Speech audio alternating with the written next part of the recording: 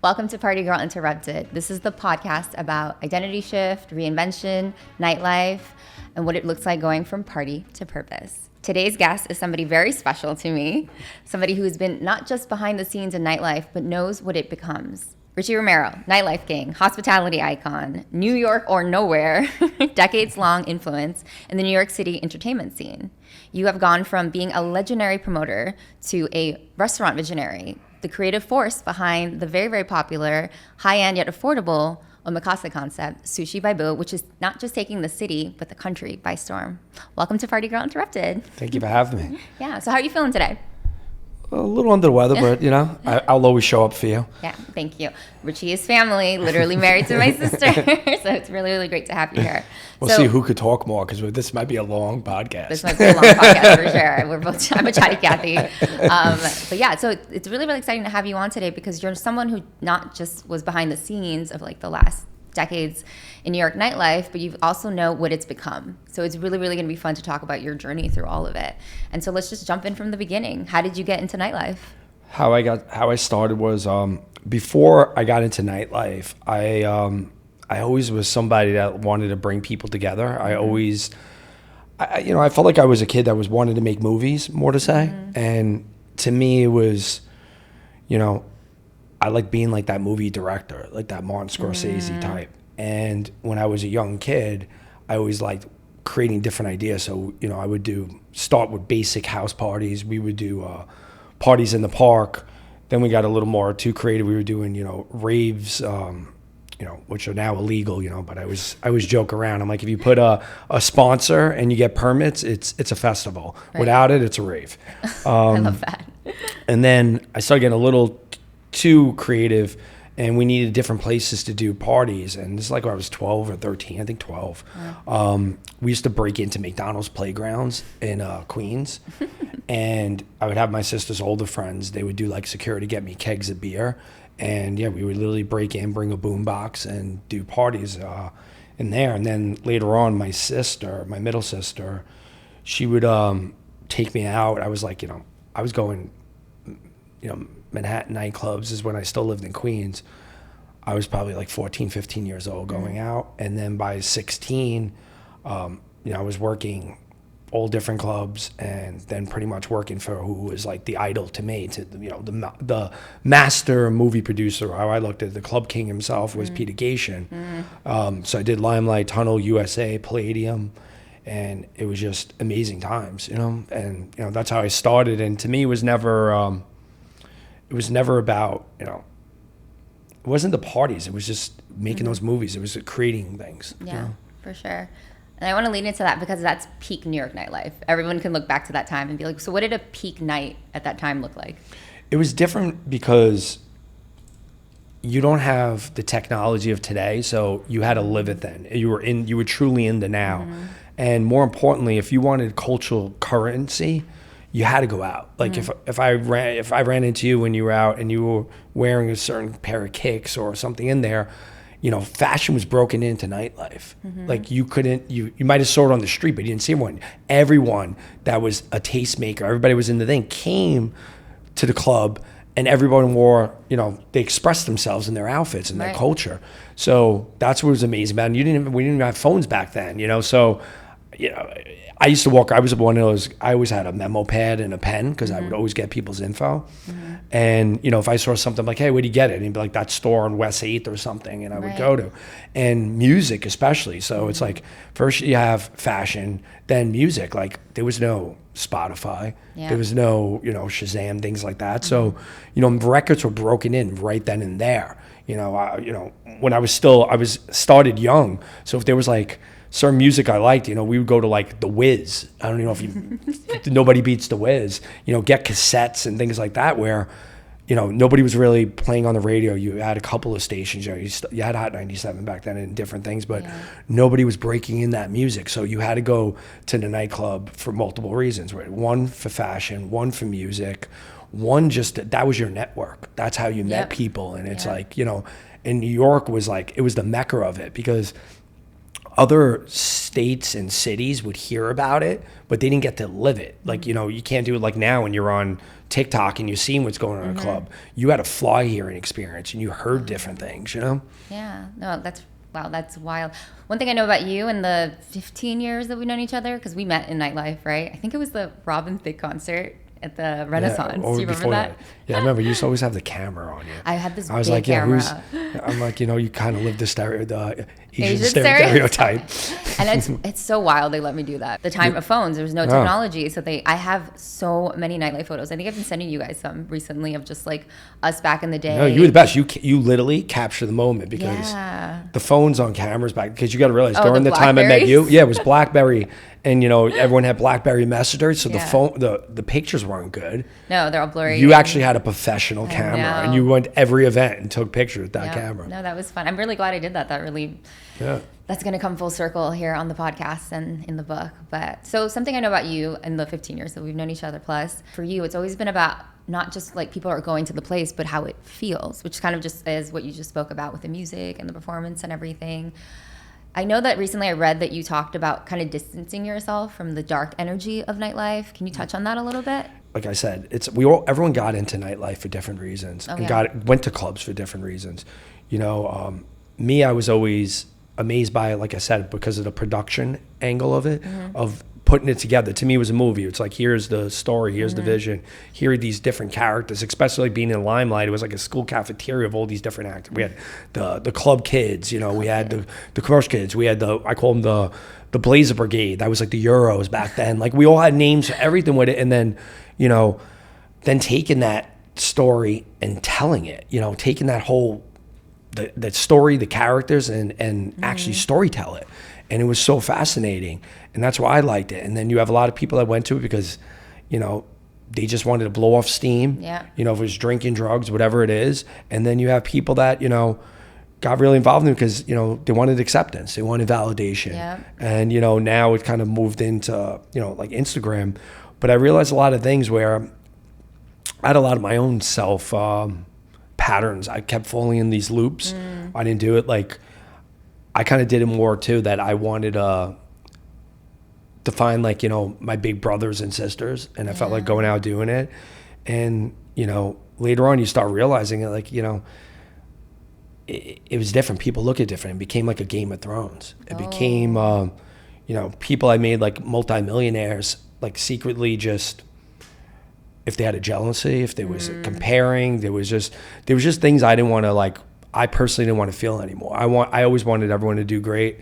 I actually, like you said, I like being more behind the scenes. Like, when I first was like in it, I used to compare, people used to joke around. They used to call me, I don't know if you ever seen Usual Suspects, guys are so sick. Yeah. So I was like, I like being behind the scenes. That's why I liked, to me, if I had to pick person in the movie, that's why I'd rather be the Scorsese than the Al Pacino and the Robert De Niro. Yeah. And, I kind of was able to get away from it. Like I never really drank. I never did a drug in my life. Yeah. So it wasn't the things of that. I wanted to build people. I wasn't a destroyer. I was a creator and builder.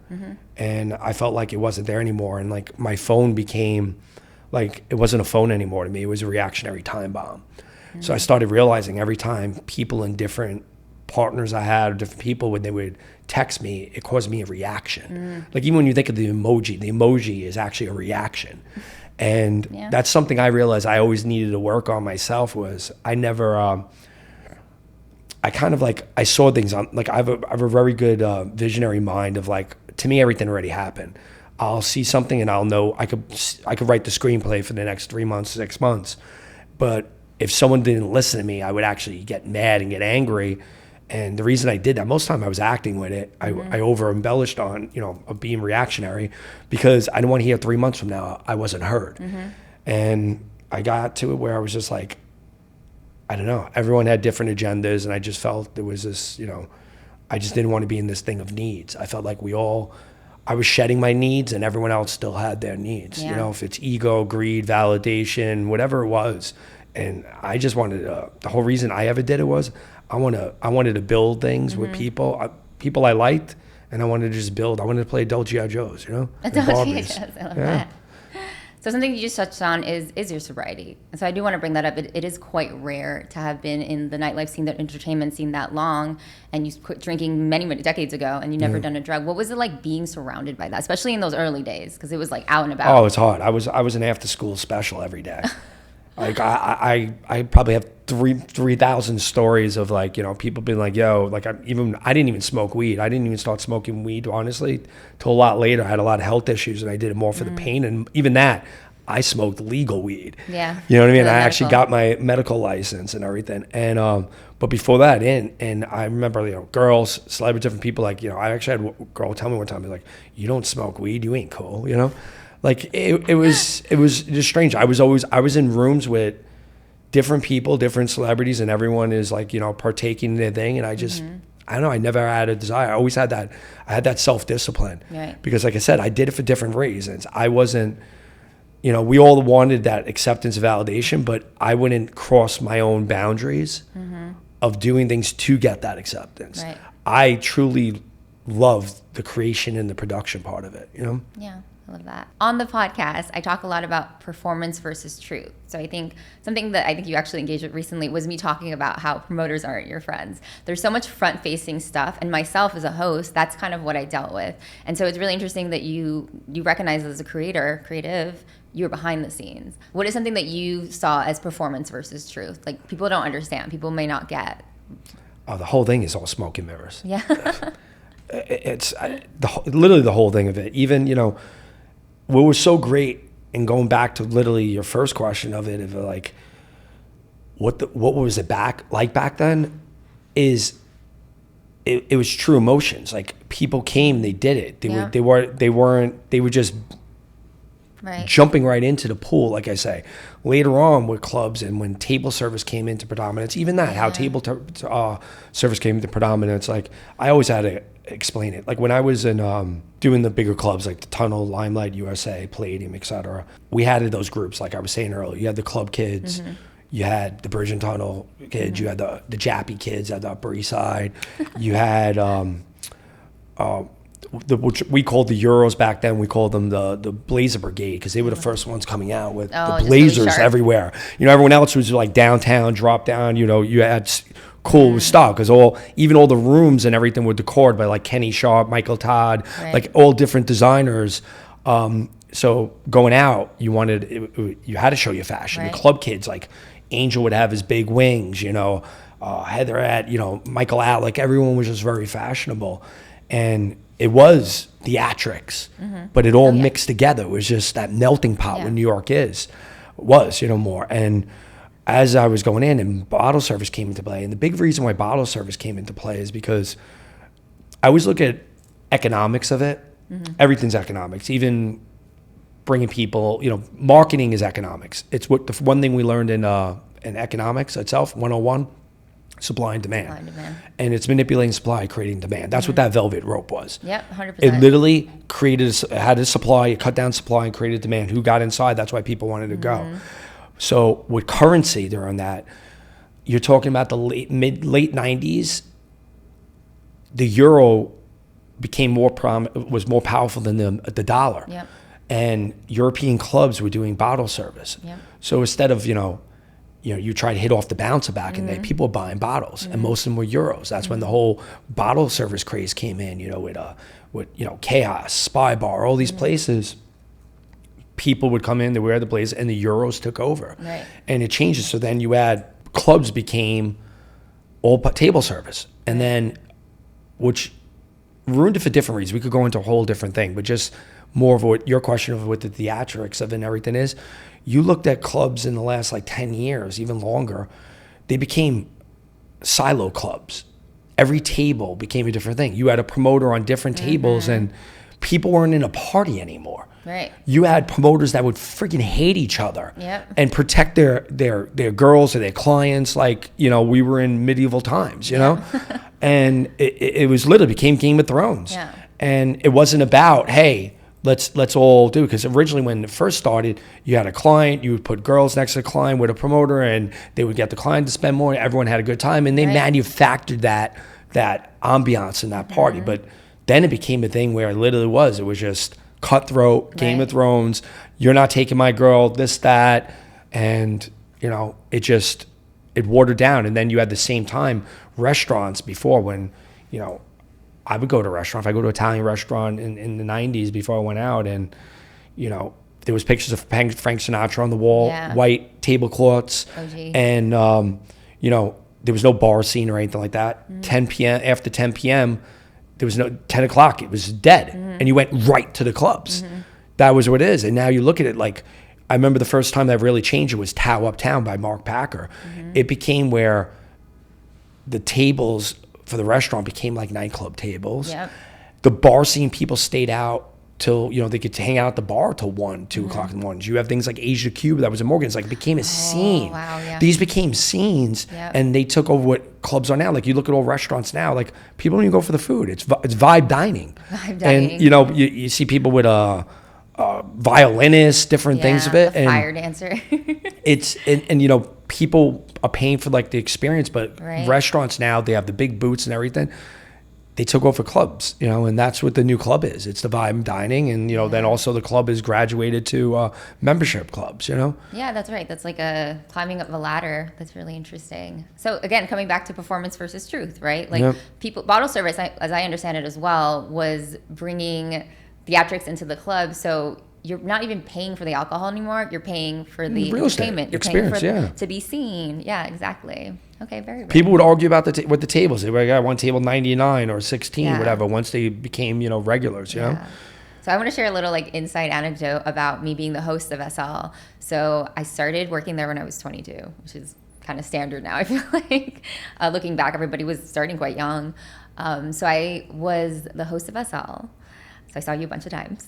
But I was actually in charge of the promoter thing is so interesting. It's so interesting how it made you realize that like beauty is currency in that space, because it was about the models that they brought. It was how much energy they had. It was like, did they stay late enough, And I, at that age, was in charge of the recaps. I was the one that had to be like, no, the girls weren't tall enough, or their energy was off. And that directly impacted their pay. So isn't that wild? Because it is. Like how because there was different ways of quantifying, because it all changed. Exactly. And like you just brought up everything, and the problem is it is all energy. When I first went out, it was energy. It was a bunch of people that didn't know each other from different walks of life, became the melting pot, and it was energy.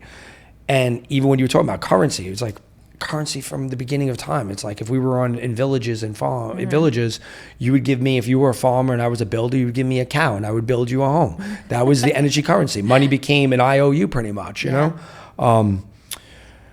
The big thing with promoters was a big difference too, because back, from when I changed from the 90s to the early 2000s till probably about 2000, I would say 2008 to like 12, you could quantify promoters made sense. Like people got paid, like when I first started, it was like $3 a head. Then it was like $10 a head. It was $15 a head. People paid a cover. And it kind of changed where, if someone brought 40 people, they would get, let's say $10 a head, they would get $400. Now it's like people bring, there was no checks and balances, no way to quantify it. So they would get, let's say, a $600 flat to bring 8 girls. It didn't make sense. The business model broke, and it's been broken for over 20 years. Yeah. It was never like that. And, I don't want to, I'm just saying a story of what it is, but we always had as promoters and owners and everything, we had an unspoken rule where, in the early 2000s going in, where you always, even if you comped 90% of the people, you still had a cover. And I remember, when 27th Street was the most powerful block, it made people's careers. You had Marquee, which was a staple of one of the first things there. And then I remember when John B. opened up Home, and he didn't charge a cover. So there was a thing of how the economics changed on it, because if I had someone on a Friday, I was paying at another venue $400 and they had to bring 30, 40 people, whatever it is, it made economical sense. He would have them on a Tuesday and pay him $400 and no cover, nothing. There was no way to quantify it, because they had the best promoter in New York at that time, 27th Street. Yeah. It just brought people, and that's one thing that always got me upset. And it was one of the first things I learned in the business was, competition's your best friend.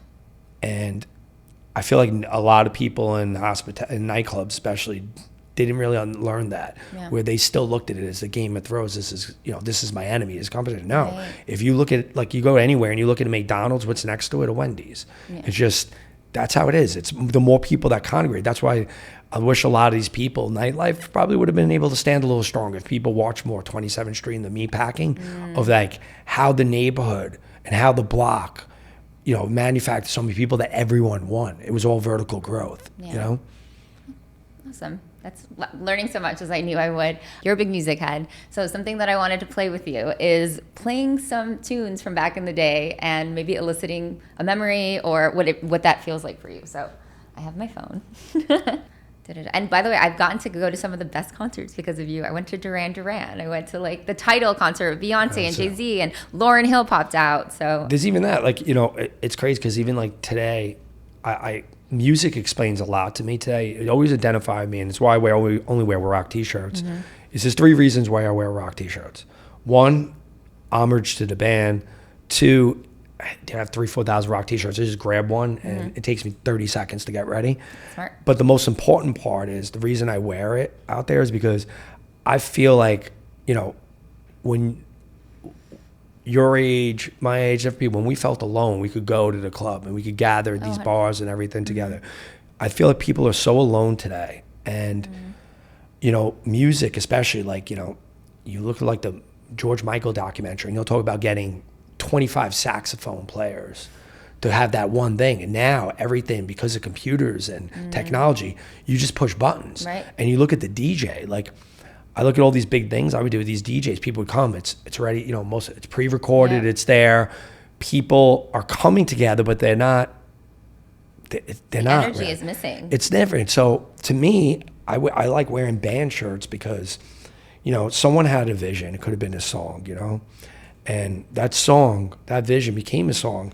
Someone wrote it. We go into a studio, and somebody's a lead singer, someone's a guitarist, someone's a bass player, someone's a drummer, and they came together to make music. Yep. And that's what, like, life should be. Right. I feel like people are so alone. They're doing it. It's like people were meant to congregate, and the clubs were like the first where you go and meet people, and you know what? You make music. Right.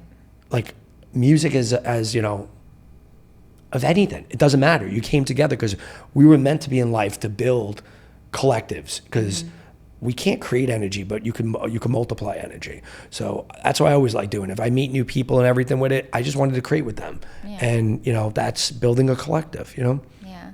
And I got to experience on the right kind of towards the end of, I think, pre-bottle service, maybe for myself, experiencing it at that young age. I remember Pink Elephant. So what was his name? Bobby, right? Bobby. Yeah, you had multiple. You had Bobby, you had David Sarner, you had, Sean Colodny. Yeah. Oh my God, of Rocco. Rest in peace. Oh, one of the most genuine, great human beings in the world. Yeah. I love that man. Yeah. So Pink Elephant was where I got to experience the DJ in the corner. It was all the dance floor. Yep. Like, that's going back to that. So I want to play some tunes and see what they elicit in you and myself. But let's start with a goodie. No, this is good.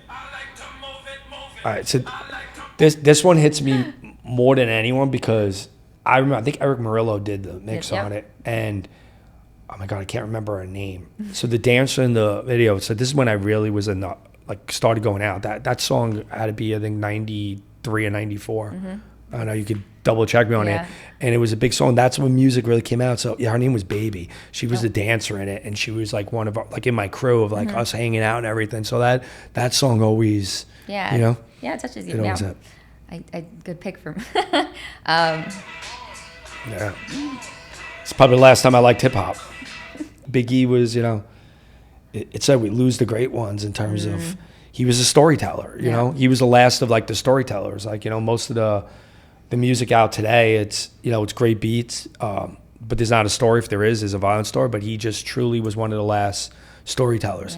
Because when I was growing up, from Slick Rick, Big Daddy Kane, Beastie Boys, everyone, there was a story.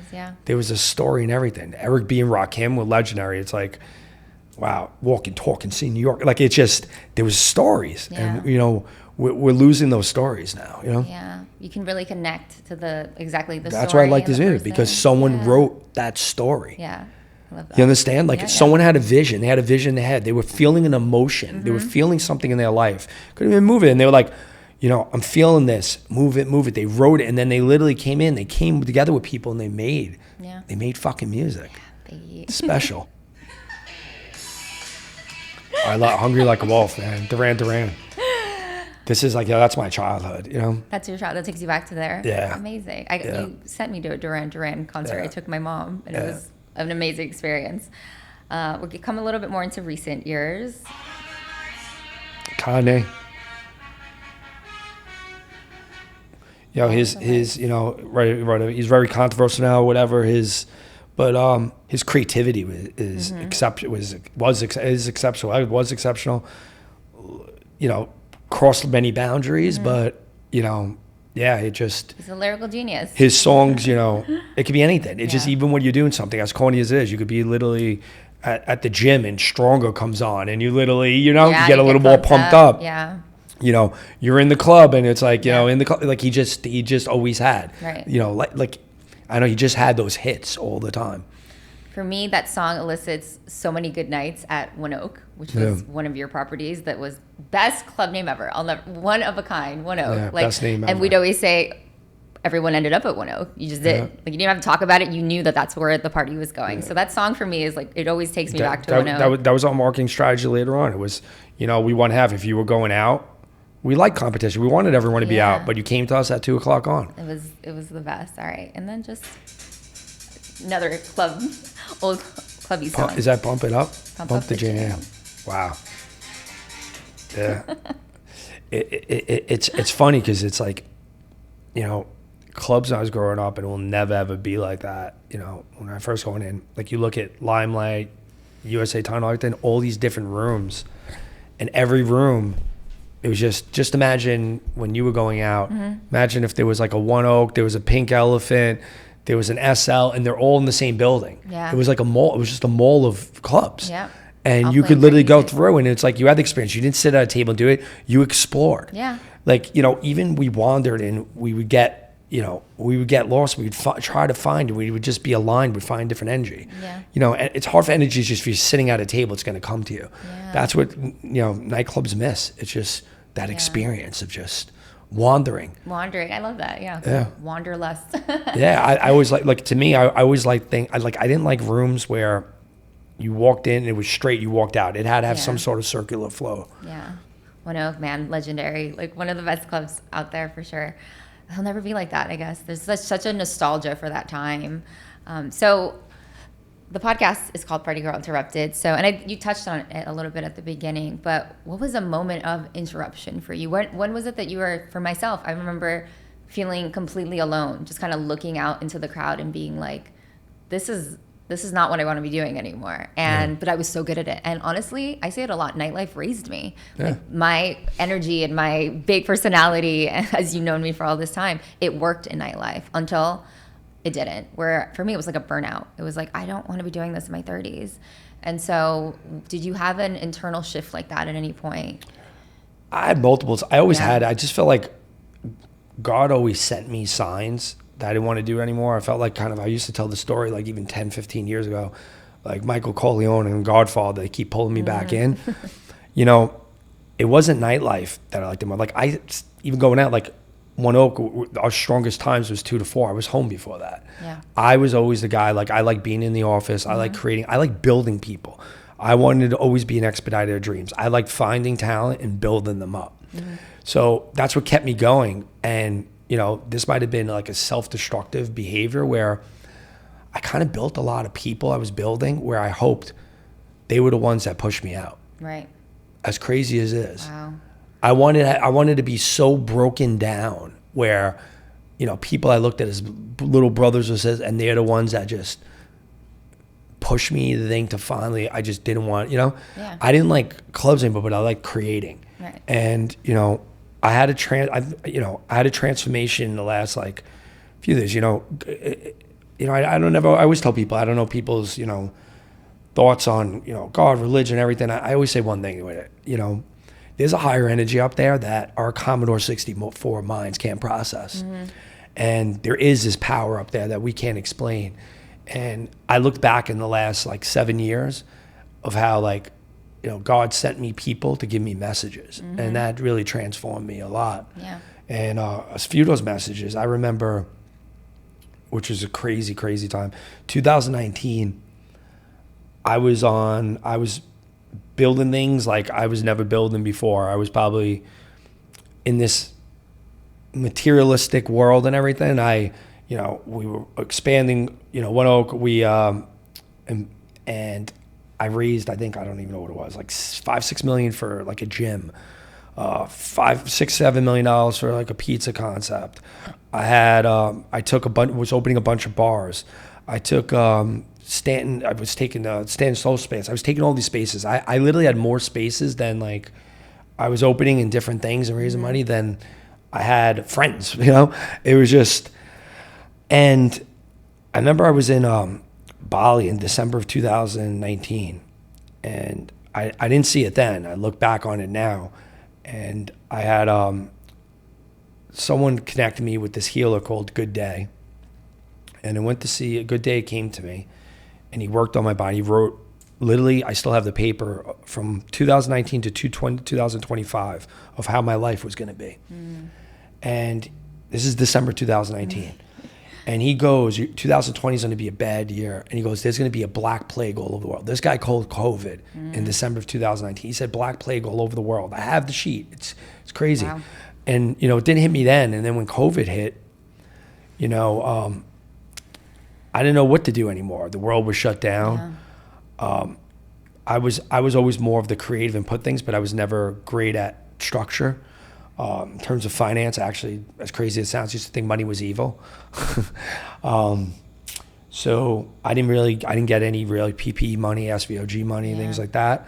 And I was down and I was depressed a lot. And, I know what to do. And I remember someone invited me to dinner at one of their places. And this is when it was all shut down. There was, screens in front of everyone. This person, we'll put it this way. We had 3 companies together before, and it wasn't the best ending for me. We'll put it at that without going in.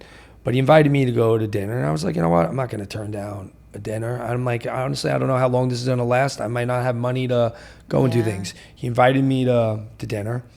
We're sitting in his restaurant, and he tells me something. He goes, and this is God literally talking to me through him, and goes, I know you're down, and this might last 8 months, this might last 2 years, might last 5 years, but they can't take away your relationships. And I walked out of there with such certainty like I've never had before. And that's when I started opening all these different things again, I was open, but even that, I realized I wasn't aligned with God, where even before that, I had people come to me, and I didn't want to do clubs anymore. I just wanted to, I wanted to open pizza, sushi, different thing. I wanted to open different things. And I didn't want to do the club thing. And I got talked to because someone came to me and he wanted to open a club. And I partnered with him because, I wanted to build his vision. It wasn't my vision. I realized most of the things, though, all these things, I never have a dream. I like building other people's dreams. That's why I'd rather be a Scorsese than the hero, the star. I never looked at it where I'm like, oh, I want to open this club or I want to do this. I always wanted to take someone, they had a vision, and I wanted to build the story and put it all together. I love that. That's what I loved. And I realized, now I started opening all these places, and I started opening for 2 different reasons. And this is where I wasn't aligned with God, and this is where I started my transformation the last few years, was both reasons why. First one was I would do all these things because I was looking for a big brother or a sister that would I was looking for family. I was looking the guy and the girl looking for love in all the wrong places. So I was looking for family. So I had all these different companies with all different people. Well, what is that? That's looking for acceptance. God doesn't want to reward me for looking for acceptance. That's not what life is. And the other thing was, I kept opening all these places. If I have 30, 40, 50 venues and companies, what are the chances all of them are going to fall down again? I was doing things out of fear. And that's why I was like, I eliminated. I started my transformation realizing that, I have all these fears. I have different things. I was an enabler. I had, enabling. I had self-denial. I had a lot of different issues. And I started training, and I realized what I wanted. Right. And what I wanted was, I call it self and I call it purpose. I label it. Self is, all I want to do is find people that I believe in. And I just want to build adult play adult G.I. Joes and Barbies with them. That's the self. My purpose is I want to be an Expedited Dreams. I want to build people and I want to build things with people. Yeah. I don't want to fix people anymore, and I don't want to fix things. Right. Because to fix things, you got to fix people to fix things. Right. Think of it. If something's broken, there's a reason. Someone broke it. Yeah. If they're still involved in the thing, you have to fix them to fix it. Right. It's not going to work. It's not going to work. And, this is when I started my transformation. But I realized one of my biggest issues where I really transform is, we looked around, like you said earlier, you looked around, you're like, I'm doing this in my 30s because you felt alone. Yeah. That's the biggest thing. And people feel alone. And I don't think people are meant to be alone. Like I said, I think people are meant to build energy, build collectives together. Yeah. So, one thing I kept doing though, I kept opening these companies and I kept doing, like, I look at every project I did, every company I opened it was a child to me. And I wanted to see that child grow, scalability, And I had other partners that they knew I wouldn't abandon that child. And they became distant aunt and uncles sometimes. And that's great if you gift a child here and there, Christmas, holidays. But they would still tell me how to raise a child. They'd look for my mistakes. And I started realizing one of the biggest things where myself, God, and every self-work thing I've ever did for myself was I had to set boundaries. And I don't know if you ever set a boundary before.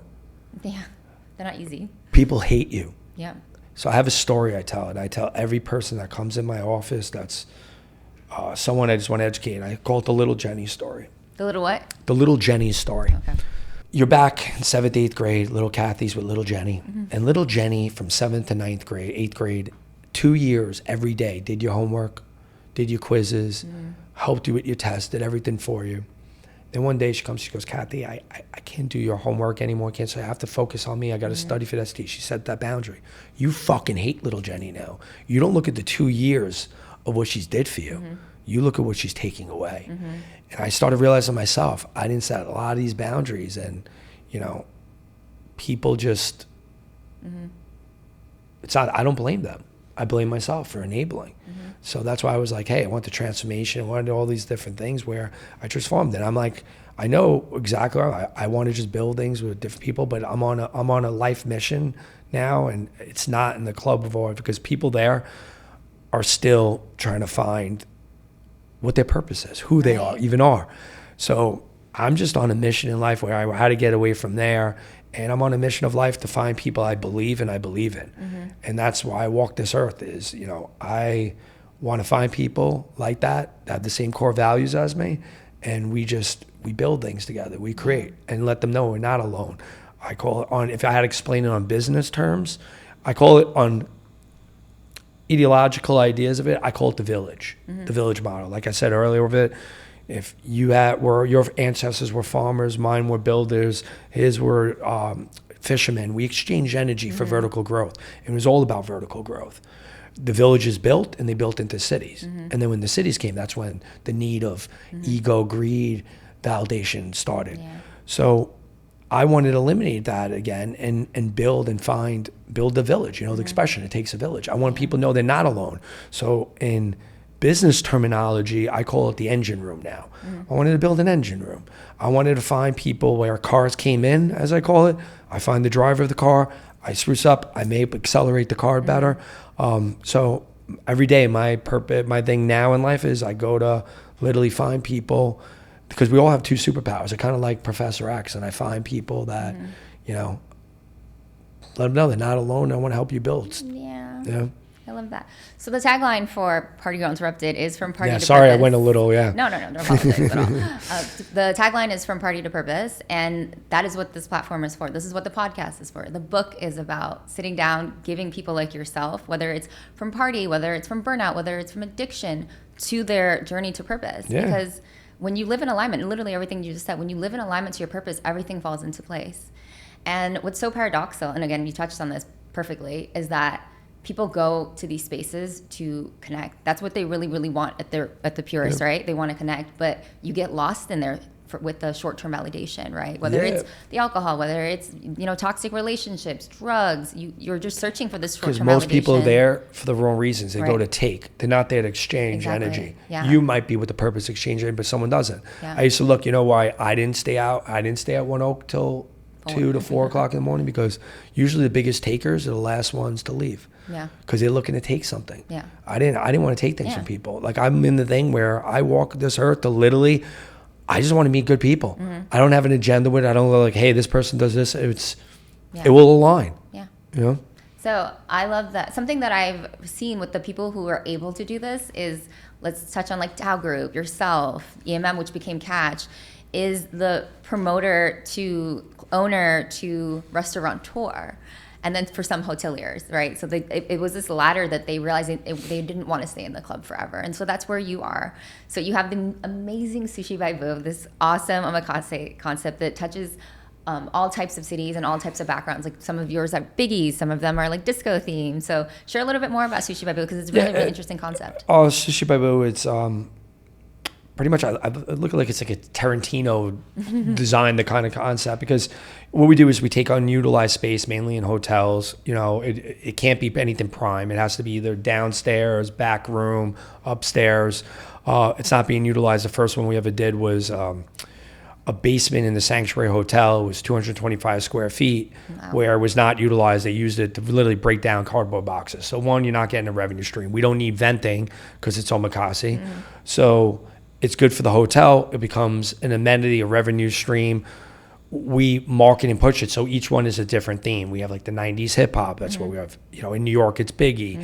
In Chicago, it's Kid Cudi, and different artists. We have a rock and roll one. We have a disco. We have a Tokyo Alley. So we do themes where we want to do all the five senses. We're all working for you. Sound, music. Sound with the music. You touch the food, because with omakase you don't use chopsticks, so it's feel, it's touch, it's smell, it's scent, everything. It's hitting all those senses, and I call it an affordable luxury.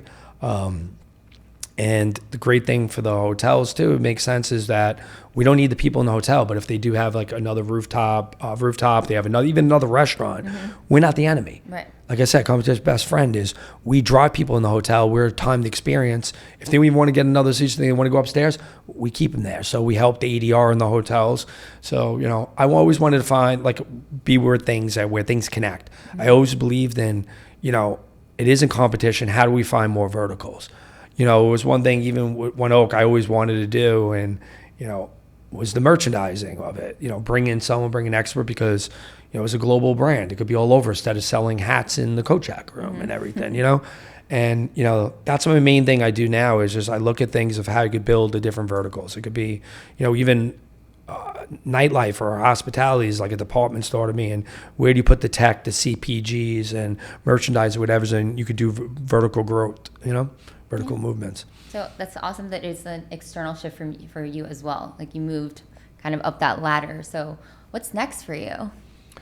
Right now, it's I opened up a 5,400 square foot office on 37th Street, where it's pretty much, I call it it's literally an engine room. It's a village. Layman's terms, where I gotta not sound crazy when I'm speaking of it. It's pretty much, it's like an incubator meets a consulting company with a creative and a connectivity arms. Yeah, that's completely aligned with where you are. Yeah, it's just all we're doing is putting together puzzles. To me, life is very simple. I look at the chair. You could be the seat. I could be the back legs. Someone else is the bottom structure, the legs of the bottom legs support. And you're not going to me, hey, everyone's sitting on me all day. You barely lean back. Your part's not as important. We don't talk about it. We do that in life. Yeah. To me, we come as a collective for functionality. It works. So that's what I'm doing. It's just building collectives. I just don't want to be around people anymore that if they still are fighting the ego, the greed, the validation, I just don't, we're all working on it every day. I'm not perfect. Every day it's me working on it, but I want to scrub myself for those needs, you know? Amazing. Yeah. So coming to a close here, I want to ask somebody of, you know, your background, kind of the legendary Richie Romero. What is some advice, and you've given a lot already, but what is some advice that you would give somebody who's kind of moving out of that space now? They're having their own personal interruption, their shift. First thing is, you have to do the self-work. You got to literally know who you are, what your purpose is, and, you know, then it all makes sense. You know, it's, why are you on this earth? Like, what's your purpose? What do you want to transform? If your next step, like you said, the next step is just transformation, and it's just transforming. Yeah. And knowing what you are. It's, you know, it's like, I was a kid. Most of these people don't know about Optimus Prime. Oh my goodness. You know? Magneto. You know, Magneto was, you know, more of a destroyer. Optimus Prime was a creator. But it was, you know, transform. If it's Bumblebee, whatever it is, it's transforming. You got to transform yourself. Like always be healing, always be working on yourself. You have to. And it's knowing, like, you got to be comfortable, like, being alone when this is all in our head. You know, I have one of my partners, he says something brilliant to me all the time. Like, I carried a lot of fears. I told you, I watched what I had. Like, the only fear I never had was death. I never had a fear of death, which is crazy. That's the ending. But I had fear of everything else. And he goes, why do you worry about, why would, you know, because he doesn't worry about things. He goes, why would I want to worry about things twice? If it didn't happen yet, you know, we all too busy. Like, it's a simple thing is, you can't control other people. You can't control the situation, but you can control your reaction to it. That's one thing I had to work on. I was very reactionary. And why are you going to sit there, you know, having guilt of the past and having anxiety of the future? Having anxiety of the future is the most ridiculous thing. So he always would tell me, he's like, why worry about it twice? If I have to worry about it now and have to deal with it later too, so I'm thinking about it twice. So, but the answer your thing after that longer thing is just transformation. You got to work on yourself. Yeah, I love that. And again, that's what this podcast is all about, is leaning into those moments, into the healing where you have to change, right? You have to change. You realize that, like, I'm not happy, I'm burnt out or anything, and you will move from that place into your purpose. Oh, and God, and literally, like I said, people that don't believe in God, believe in God, that whatever the higher energy, there's a higher energy than AI out there. And it could be something like, I'll use another example for you. You know, if you're having a crappy week and, you know, you're walking down the block and, you know, a guy comes up to you and he's just like, hey, you're beautiful. And, you know, that's not maybe meant to be your next boyfriend or husband. That's God sending you someone to give you a little certainty for the day, to give you an extra balance in your step. And that's why I think, like, you know, when you're looking in and trying to transform, start looking when you're transforming for the signs. There's signs. There's signs. There's people that will get in be put in your life, everything.